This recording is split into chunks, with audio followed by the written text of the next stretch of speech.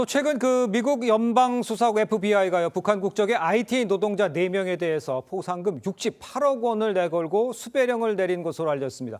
FBI가 나서게 된 이유는 뭡니까? 네, 내용은 이렇습니다. 2020년 8월 미국 애틀란타에서 스타트업을 운영하던 미국인 윌리엄스가 소프트웨어 엔지니어라고 밝힌 쉐르파란 인물로부터 일자리를 찾는다는 메시지를 받고 그를 취업을 시켰다는데요. 쉐르파는 자신이 아랍에미리트에서 대학을 나왔고 어머니가 한국 사람이라고 소개를 했다고 합니다. 이후 회사에서 최고 기술 책임자가 된 쉐르파가 회사의 가상화폐에 접근할 수 있게 된 2021년부터 이 돈이 조금씩 사라지기 시작했다는 건데요. 이에 윌리엄스가 쉐르파를 의심하기 시작하니까 약 74만 달러, 우리 돈 약 10억 원 규모의 가상화폐를 챙겨서 잠적했다는 겁니다.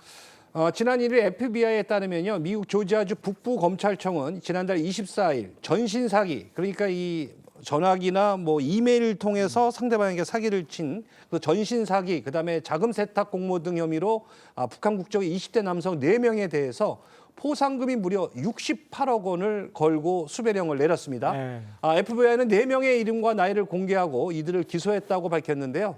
기소장에 따르면 이들은 북한이 발급한 여행 서류를 소지한 채 이 아랍에미리트로 건너가서 공동으로 움직이면서 2021년부터 지난해 10월까지 약 80여 명의 미국인 신원을 도용해서 100개 이상의 미국 기업에 위장 취업했다고 합니다.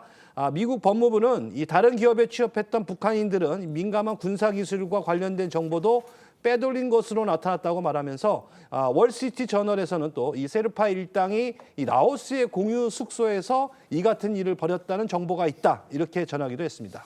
네, FBI가 북한 국적의 해커 4명을 사이버 범죄 혐의 등으로 기소를 하고 또 보상금 68억 원을 내걸고 수배령을 내린 것과 관련해서 과연 그럼 북한은 어떤 입장인지 이게 좀 나온 게 있습니까? 네, 오늘 이 조선중앙통신에 따르면 북한 외무성 대변인이 전날 기자와의 문답에서 미국을 규탄했습니다. 네. 이번 사건은 존재하지도 않는 우리의 사이버 위협을 극구 고취해온 역대 미 행정부들의 대조선 적대시 책동의 연장으로서 우리 국가의 영상에 먹칠을 하기 위한 황당무계한 중상모략이다, 엄중한 주권 침해 행위다라고 반발했습니다.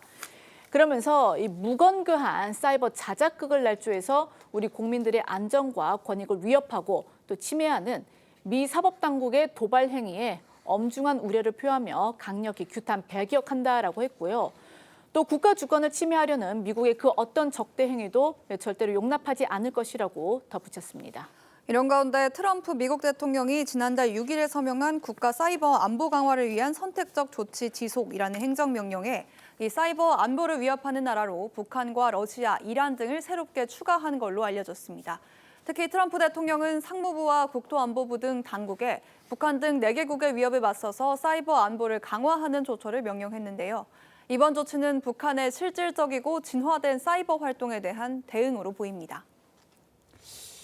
서 소장님께서 네. 보시기에 북한은 사이버 날조라고 얘기는 하고 있습니다만 네. 그런 거 해킹도 많이 있었잖아요. 그럼 이 상황은 어떻게 보는 게 맞습니까? 일단은 북한 측보다는 미 당국의 어떤 정보 파악이 좀 사실에 가깝지 않을까 싶어요. 네. 오죽하면 행정명령으로 사이버 위협 국가로 지정했다는 건 그만큼 미국이 여러 가지 정보력을 통해서 북한의 해커들이 조금 위협적인 존재로까지 올라왔고 네. 사실 저희도 보도를 좀해서 접하기는 하지만 이 해커들을 외워버릴 수단으로 쓰기도 한다는 정보들이 있지 않습니까? 그러니까요. 그렇기 때문에 저는 단편적인 사례이긴 하나 저 4명에 대한 북한 이 해커들은 네. 사실 맞는 부분이 더 있지 않을까 저는 개인적으로 판단됩니다. 예, 송국근 우리 평론가님 어떻게 보세요? 일단 FBI가 직접 나서서 68억 원의 현상금을 걸었다고 하는 것은 굉장히 큰 이슈로 보는 것이죠. 큰 문제로 보는 것이죠. 그렇겠죠. 그러니까 지금 북한의 해커들이 적발된 것이 굉장히 여러 번 있었는데 네네. 그동안 북한이 이렇게 적극적으로 반응을 보인 것은 참 드문이래요.